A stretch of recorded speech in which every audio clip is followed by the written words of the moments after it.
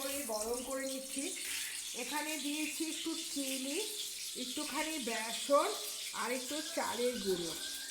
আগে আমি ফুলকপিটাকে ভালো করে আমি একটুখানি করে নিয়েছি, মানে ফুলকপিটাকে আমি জল দিয়ে সিদ্ধ করে রেখেছি, কারণ ভেতরে পোকা থাকে যেহেতু রসা, এর জন্য আমি কী করছি, একটু বেসন আর চালের গুঁড়ো হলুদ দিয়ে এটাকে ভালো করে মেখে রেখেছি। এখন আমি এটা দেব না, কিছুক্ষণ পর এটা দেব। আগে আমি আলুটাকে আগে ভেজে তুলে নিই।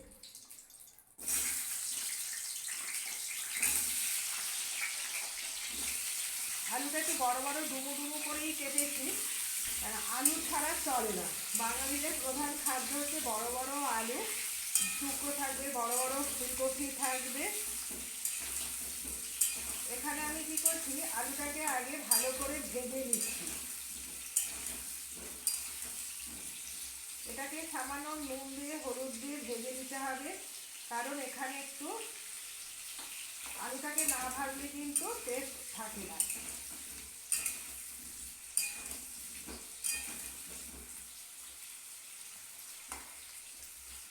আলুটা আমার বেশি ভাজবো না, হালকা করে ভেজে তুলে রেখেছি, কারণ লাল লাল ভাজলে বেশি টেস্টটা নষ্ট হয়ে যায়, তাই তো হালকা তেলের মধ্যে ভেজে নিয়েছি।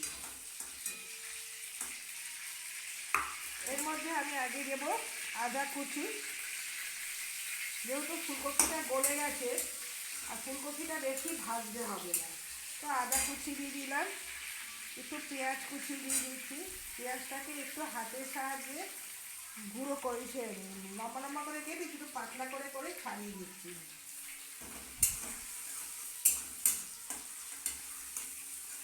আর মটরশুঁটিটা আর ধনে পাতাটা সবার লাস্টেই দেবো।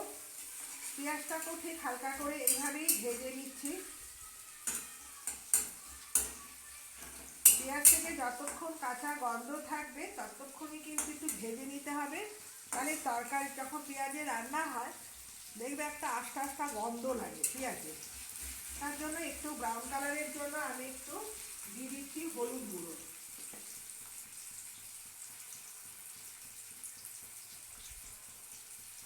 একটু হলুদ গুঁড়ো মিশিয়ে নিলাম, তাহলে কি হবে, একটু নুন আর দিলে হলুদ দিলে পেঁয়াজটা তাড়াতাড়ি কালার এসে যাবে। এবার ব্রাউন কালারটাও ঠিক এসে যাচ্ছে। তো এইবার আমি কি করছি, এই ফুলকপিগুলো আমি তেলের মধ্যে সব ছেড়ে দিয়েছি, পেঁয়াজ দিয়েছি আর দিয়েছি আদা কুচি।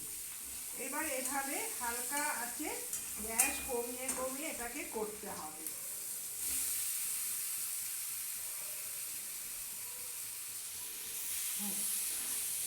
এবার এই পেঁয়াজের মধ্যে এই ফুলকপিটাকে ভালো করে ভেজে নিচ্ছি।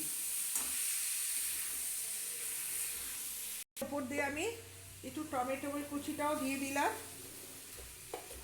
মোটামুটি এটা ভাজা অর্ধেক হয়ে গেছে বলি, এইবার আমি দেব নুন।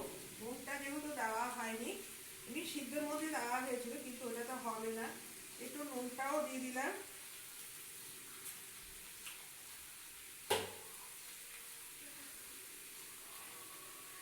এর মধ্যে একটু ভাজা জিরে গুঁড়ো,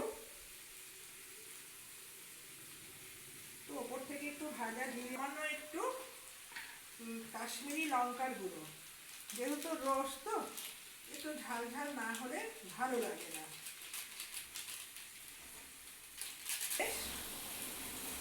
সুন্দর লাল লাল করে ভাজা হয়ে গেল।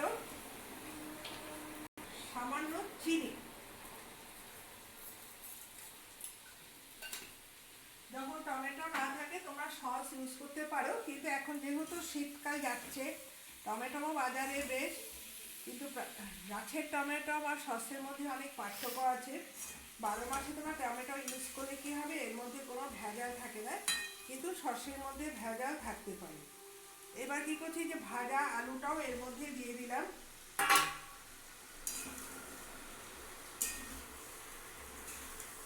দেখো কি সুন্দর রসটা কালারটাও এসে গেছে। যেহেতু আলুটাও সিদ্ধ করা ছিল, ফুলকপিটা ছিল, এর মধ্যে দিয়ে দিচ্ছি দুটো পাকা লঙ্কা, ঝাল আমি গোটাই দিয়ে দিচ্ছি। এর মধ্যে একটু ধনেপাতা কুচি আর মটরশুঁটি। ব্যাস। তারপর এটা যখন মিনিট পর একটুখানি ওপর দিয়ে একটু সর্ষে তেল দিতেও পারো, নাও দিতে পারো। আমি এর ওপর দিয়ে একটু ঘি ছড়িয়ে দেবো। তাহলে দেখো রোস্টটা বেশ সুন্দর মাখো মাখো হয়ে গেছে। আজকে ফুলকপি রোস্টটা দেখো, এটা কিন্তু বেশি জল টল একদম দেবে না, একটু মাখো মাখো টাইপের থাকবে, খেতে কিন্তু বেশি টেস্ট লাগবে। ব্যাস, হয়ে গেল আমার ফুলকপি রোস্ট।